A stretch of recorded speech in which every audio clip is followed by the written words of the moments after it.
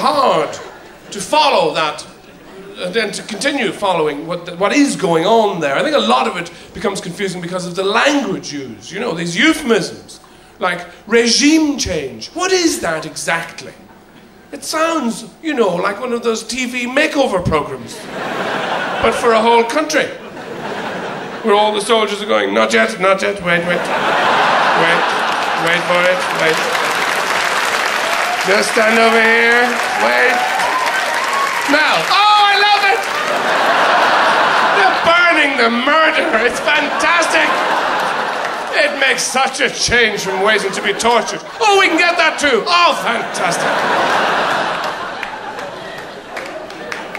And then, you know, there was this enormous wave of anti-Americanism when the thing started, and it goes on, you know, mainly in the world.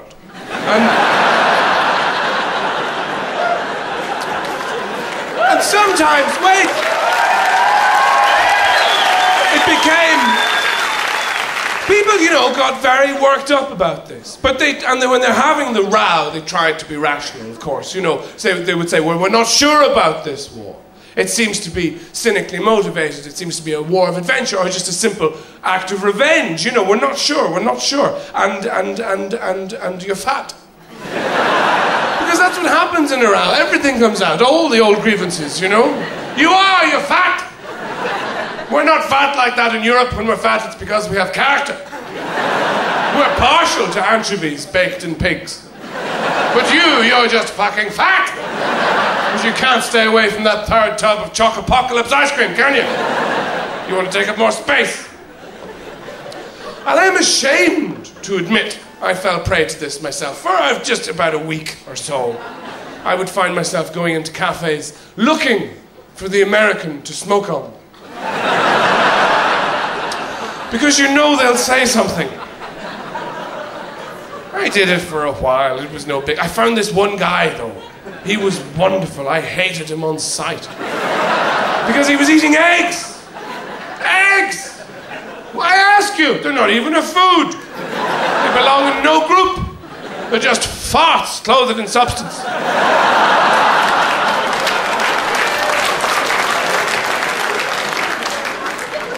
So I inserted my breakfast and lit it.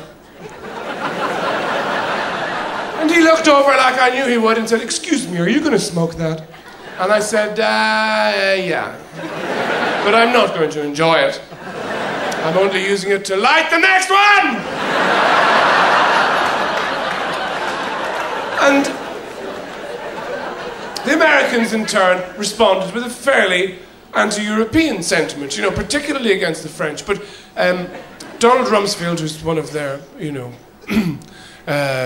faces of the administration, said that he didn't want to deal with old Europe. He was far more interested in new Europe. Now, he was talking about when France and Germany voted against the war. So he wasn't interested in old Europe. He was talking about two ancient civilizations. He was interested in new Europe. And when he said new Europe, he meant places like Scrivovia, Vavonia, Gisvovia, and Vavovia. Places where tractors are ministers and people sit down to a dinner of boiled radiators.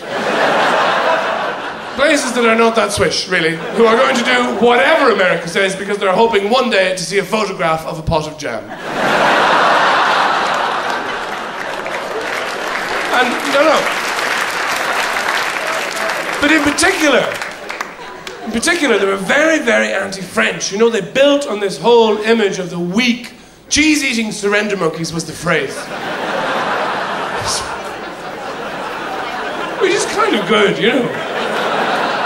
But that entirely plugged into this image of the weak, sensual, pleasure-loving French.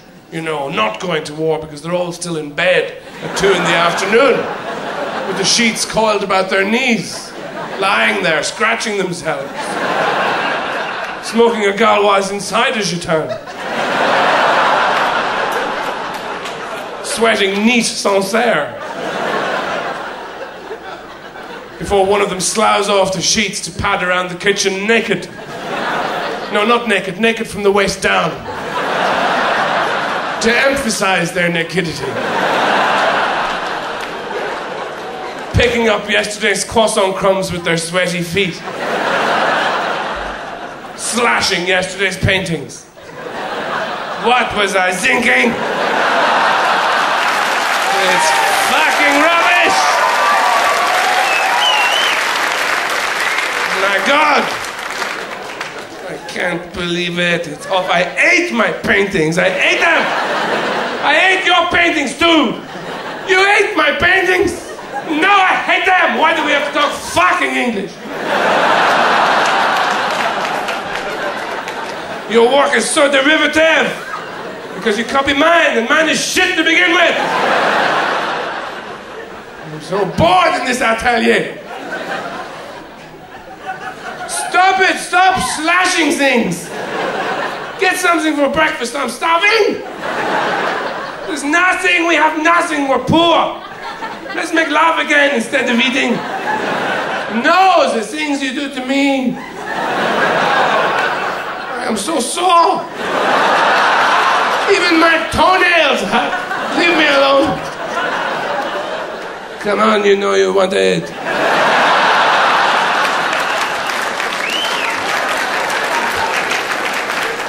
No! Get me something to eat before I die. There's nothing here, I told you, except chocolate bread. Where are you from exactly, by the way? I don't know, I'm Eurotrash, shut up. Chocolate bread? That's how they start the day. It's only going to escalate from there, isn't it? By lunchtime, you're fucking everybody you know. I was in Paris recently. They are very good at pleasure. I was walking by a bakery, a boulangerie, which is fun to go into and to say, even. And I went in, I had childish desire to get a cake. You know, give me one of those chocolate guys, I said. And I was talking to somebody on the street, popped in, was talking to somebody, took a bite. I had to tell them to go away. This thing, I wanted to book a room with it. So where are you from? What kind of music are you into? Come on.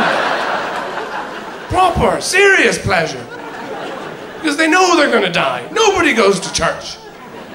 You think I'm going to die? Make a fucking nice cake.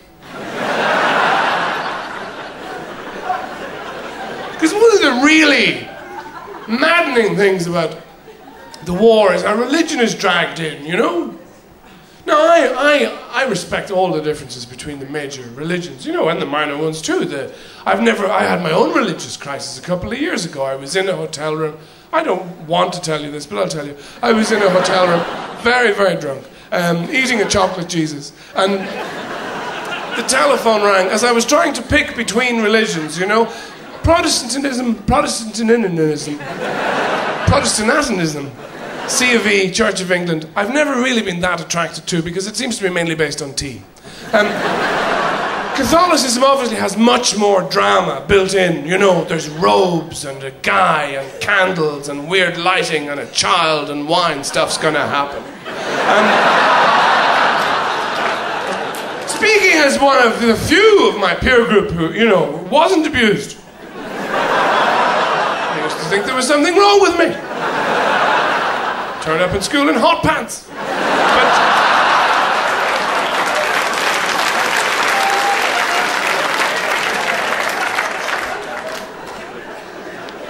And then there's all the Eastern religions that people are discovering more and more now, you know, like Zen and so on, which I've always found kind of hard to penetrate. You know, the stories are very dense. The parables are fairly gnomic. And you know, they say two monks are walking over a bridge, and one of them says, the cherry blossoms are falling all around them, and one of them says, you know, I'm very thirsty. And the other one says, yes, but I'm quite tall. Did I miss something here? So I respect all the differences, you know, but I would say that if you believe in any of it, you're a moron. Because, no, anyway, the thing is, to me, it really is just people talking about their imaginary friend. At length. Somebody who's not there. Have you met Cedric? No, I haven't. I never met.